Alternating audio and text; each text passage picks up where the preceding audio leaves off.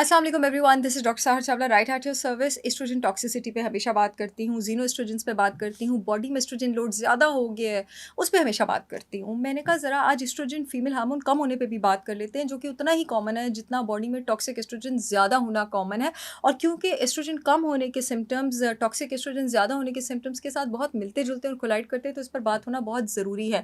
अब एस्ट्रोजन आपके जिस्म में क्यों कम होना शुरू होगा? बढ़ती एज के साथ कम होना शुरू होगा और 40 के बाद तो नीचे जाएगा ही जाएगा। चाहे आपको मेनोपॉज़ 50 साल की उम्र में आए, 40 साल के बाद आपकी बॉडी में एस्ट्रोजन नीचे जाएगा। और किन सूरतों में आपके जिस्म में एस्ट्रोजन जो है वो नीचे जा सकता है? प्रेगनेंसी के बाद। प्रेगनेंसी में आपका प्लेसेंटा बहुत ज़्यादा एस्ट्रोजन सिक्रीट कर रहा होता है, क्योंकि आपकी बॉडी को उसकी ज़रूरत होती है। जब आप बच्चा डिलीवर करती हैं, उसके बाद आपके जिस्म में 1/10 हिस्से एस्ट्रोजन रह जाता है एज़ कम्पेयर टू व्हाट जो आपने उस 9 महीने में एक्सपीरियंस किया होता है। और यही वजह है कि बहुत सारी ख़वातीन को पोस्टपार्टम डिप्रेशन हो जाती है, बिकॉज़ एस्ट्रोजन नीचे जाता है ना, और एस्ट्रोजन कम हो तो उसका एक बहुत बड़ा सिम्पटम है आपके पास डिप्रेशन और फटीग होना। और यहाँ पे बेचारी माँओं की फीलिंग्स को कंसिडर ही नहीं किया जाता और उनको कहा जाता है कि नहीं, तुम्हें कुछ नहीं हो रहा, ये वो पूरी दुनिया ने बच्चे पैदा किए थे और बेचारी पोस्टपार्टम डिप्रेशन में गई होती हैं। इसके अलावा जो ख़वातीन बच्चे रोकने वाली दवाइयाँ लेती हैं, ओरल कॉन्ट्रासेप्टिव्स लेती हैं, वो भी एक रीज़न होता है। इसके अलावा एक बहुत बड़ा रीज़न आपके पास, रीज़न भी कह सकते हैं, ट्रिगर भी कह सकते हैं। अगर आपको हाइपोथायराइडिज़्म है या हाइपरथायराइडिज़्म है, तो वो भी थायराइड हार्मोन्स जब डिस्टर्ब होते हैं, वो भी आपके एस्ट्रोजन लेवल्स डिस्टर्ब करते हैं। और जब एस्ट्रोजन डिस्टर्ब होता है, वो भी थायराइड डिस्टर्ब करता है। उसी तरह जब कॉर्टिसोल स्ट्रेस हार्मोन ऊपर-नीचे जाए, तो वो भी एस्ट्रोजन को डिस्टर्ब करता है, और एस्ट्रोजन भी ऊपर-नीचे जाए, तो वो भी आपके पास जो स्ट्रेस हार्मोन और कॉर्टिसोल है, उसको डिस्टर्ब करता है। और जब एस्ट्रोजन नीचे जाता है, आप डिप्रेस्ड भी फ़ील करते हैं, थका हुआ भी फ़ील करते हैं, आपको हेडेक्स भी रहती हैं। एस्ट्रोजन हर महीने ख़वातीन का नीचे जाता है, उस टाइम जब उनको पीरियड्स होने वाले होते हैं, पीरियड्स ख़त्म होते हैं, उसके बाद फिर एस्ट्रोजन ऊपर जाता है। और इससे नॉर्मली बहुत सारी ख़वातीन ने नोट किया होगा कि जब पीरियड्स ख़त्म होते हैं, उसके बाद 1 डेढ़ हफ़्ता बहुत अच्छी नींद आती है, बिकॉज़ हम औरतों की बॉडी पूरा महीना एक जैसी नहीं रहती, ना ही हमारा मूड एक जैसा रहता है। और इसका ऑफ कोर्स बहुत स्ट्रॉन्ग एट्रीब्यूटिंग फैक्टर जो है वो आपके पास हार्मोन्स हैं। और ये एज के साथ-साथ वर्स ना होता जाए, बढ़ता ना जाए, उसके लिए बहुत ज़रूरी है कि हम अपनी डाइट में ऐसी चीज़ें इंक्लूडेड रखें जो हमारे हार्मोन्स को रेगुलेटेड रखें, हमारी हेल्थ को रेगुलेटेड रखें और हमारे मूड को रेगुलेटेड रखें। अब मैंने एस्ट्रोजन टॉक्सिसिटी पे बात की थी, और मैंने बात की थी कि जब आपको पीरियड्स होते हैं, आपको बहुत माइग्रेनस हेडेक होता है जब आपकी बॉडी में टॉक्सिक एस्ट्रोजन हो।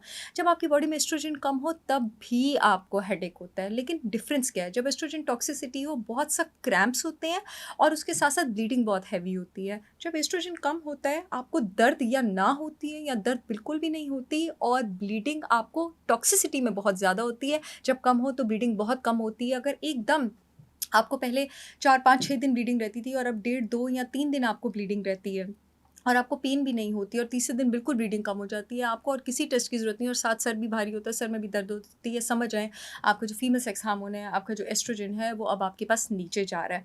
अच्छा, एस्ट्रोजन टॉक्सिसिटी पे मैंने बात की थी, तो मैंने बताया था आपको डेयरी की क्रेविंग बहुत ज़्यादा होती है। एस्ट्रोजन जब आपके पास कम जाता है, तो आपका स्ट्रेस हार्मोन कॉर्टिसोल ऊपर जाता है, आपको नमकीन चीज़ों की क्रेविंग ज़्यादा होती है। और जो इमोशनल ईटिंग होती है ना, जिन लड़कियों को पीरियड्स की ब्लीडिंग कम होती है और पीरियड्स के करीब वो बहुत ज़्यादा खाती हैं, आपका एस्ट्रोजन कम है। इमोशनल ईटिंग हमेशा एस्ट्रोजन में एस्ट्रोजन की कमी में होती है, और आपको ऐसा लगता है आपका पेट नहीं भरा हुआ, क्योंकि जब एस्ट्रोजन नीचे जाता है, तो आपका लेप्टिन जो है वो इनहिबिट हो जाता है। लेप्टिन आपका वो हार्मोन है जो आपकी बॉडी को सेंसिटाइज करता है और बताता है कि अब आपका पेट भर गया हुआ है। एस्ट्रोजन नीचे जाए तो फर्टिलिटी भी नीचे जाती है, एस्ट्रोजन नीचे जाए तो आपकी लिबिडो भी नीचे जाती है। एस्ट्रोजन जब आपका नीचे जाए, तो आपके ब्लड ग्लूकोज लेवल्स ऊपर जाते हैं, आपकी क्रेविंग्स बढ़ती हैं, आपको इंसुलिन रेजिस्टेंस की तरफ जाते हैं। एस्ट्रोजन नीचे जाए तो क्योंकि आपका थायराइड हार्मोन डिस्टर्ब होता है, आपके ब्लड कोलेस्ट्रॉल लेवल्स भी ऊपर जाते हैं। अब इस सब का इलाज क्या है? इस सब का इलाज है आपकी डाइट में फाइटोएस्ट्रोजेंस इंक्लूडेड हो। इस सब का इलाज है कि आपकी डाइट में वो जड़ी-बूटियाँ इंक्लूडेड हों, जो कि आपकी एडाप्टोजेंस का काम करें, आपकी बॉडी के एस्ट्रोजन लेवल्स को नॉर्मल करें। और इसका हल ये है कि आपकी बॉडी में वो हर्ब्स और वो ऑर्गेनिक प्रोडक्ट्स इंक्लूडेड हों, जो आपके ब्लड शुगर और आपके कोलेस्ट्रॉल लेवल्स को नॉर्मल करें। हार्मोन थेरेपीज़ की तरफ जाने से पहले, बल्कि कभी भी ना जाएँ उसकी तरफ, for God's sake natural way of lifestyle जो है उसको अडॉप्ट करें, अपने हार्मोन्स को नॉर्मल करें।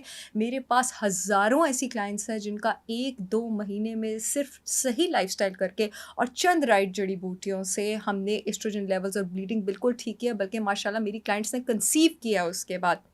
एक ऐसा प्रोडक्ट जो मैं हर एक को रिकमेंड करती हूँ जिसका एस्ट्रोजन नीचे होता है, मेरी brand holistic wisdom by Sahar Chawla का, वो हार्मोलिंस है, जो कि आपकी एस्ट्रोजन भी ऊपर लेके जाता है, कंसीव करने भी मदद करता है, क्योंकि जो वो आपकी ओवरीज है, जो आपका फॉलिकल्स है, उसके मैच्योरेशन फेज में हेल्प करता है, जो सबसे क्रूशियल होता है कंसीव करने के लिए। क्यों करता है? इसमें मैंने शतावरी, अश्वगंधा, अशोका, आंवला और अनारदाना जो है इसको ऐड किया हुआ है। आपके बॉडी के एस्ट्रोजन और प्रोजेस्टेरॉन लेवल्स को बॉडी में जाके खुद ही बैलेंस करता है, आपकी फर्टिलिटी भी इंक्रीज करता है। मेरी brand holistic wisdom by Sahar Chawla की जो प्रोडक्ट्स हैं पूरे पाकिस्तान में उसकी शिपमेंट हो रही है। यूट्यूब वाली जो ऑडियंस है इस वीडियो में येलो पट्टी में लिंक देख सकती है www.holisticwisdombysaharchavla.com का, और मेरे प्रोडक्ट्स ऑर्डर कर सकती है। मैं कमेंट सेक्शन में भी दे दूंगी। जो फेसबुक वाली ऑडियंस है इस वीडियो में फ़ोन नंबर के नीचे जो मेरा अपॉइंटमेंट का दिया हुआ है, लिंक दिया हुआ है, मेरी ब्रांड की शिपमेंट का आप वहाँ से ऑर्डर कर सकते हैं। इसके साथ साथ आप जिसम एस्ट्रोजन लेवल्स ऊपर कैसे लेके जाएंगी? ग्रीन पाउडर से। मेरा करेला पाउडर, आंवला पाउडर और मोरिंगा पाउडर, अगर आप एक एक टीस्पून इसका नीम गर्म पानी में डेली बेसिस पर इस्तेमाल करती हैं, 3 से 4 महीने में आपके एस्ट्रोजन लेवल्स ऊपर आना शुरू हो जाएंगे। ब्लड शुगर्स को रेगुलेट करने के लिए मैंने 100% organic raw Apple cider vinegar unfiltered with mother जो है उसका इस्तेमाल मैं अपने क्लाइंट्स को रिकमेंड करती हूँ। मेरी अपनी ब्रांड का, उसका 1 टीस्पून पानी के ग्लास में स्ट्रॉ के साथ नाश्ते से 30 मिनट पहले लेना होता है। और उसके साथ साथ ब्लड ग्लूकोज लेवल्स को नॉर्मल करने के लिए मेरी डायफिक्स टी है, जिसमें श्रीलंकन दालचीनी है, हिबिस्कस है, कैमोमाइल है, ग्रीन टी है, लेमन पील एक्सट्रैक्ट्स हैं। खाने के बाद आपने दिन में 2 बार उसको कहवे की तरह लेना है, वो भी आपके ब्लड शुगर लेवल्स नॉर्मल करने में हेल्प करेगी। And last but not the least, जितनी लड़कियों का एस्ट्रोजन कम है उन्होंने अपने कोलेस्ट्रॉल लेवल्स को नॉर्मल करने के लिए मेरा प्रोडक्ट, मेरा शरबत कोलेस्ट्रॉल क्योर इस्तेमाल करना है। और कोलेस्ट्रॉल क्योर के 3 से 4 ड्रॉप्स जो हैं आप नाश्ते से पहले लेंगी पानी के ग्लास में, और 3 से 4 ड्रॉप्स आप डिनर के बाद लेंगी पानी के ग्लास में। कोलेस्ट्रॉल क्योर पर मैं अपने चैनल पर और भी वीडियोस कर चुकी हूँ जिसमें मैंने बताया हुआ कि लहसुन के थ्रू आप कोलेस्ट्रॉल का इलाज कैसे करते हैं। आप उन वीडियोस पर चेक कर सकते हैं कि उसमें मैंने किस तरह से इसकी अफादियत, जादुई अफादियत आपको एक्सप्लेन की है। आई एम श्योर ये वीडियो आप लोगों के बहुत काम आएगी। I see all in yet another informational video. तब तक के लिए अल्लाह हाफिज़।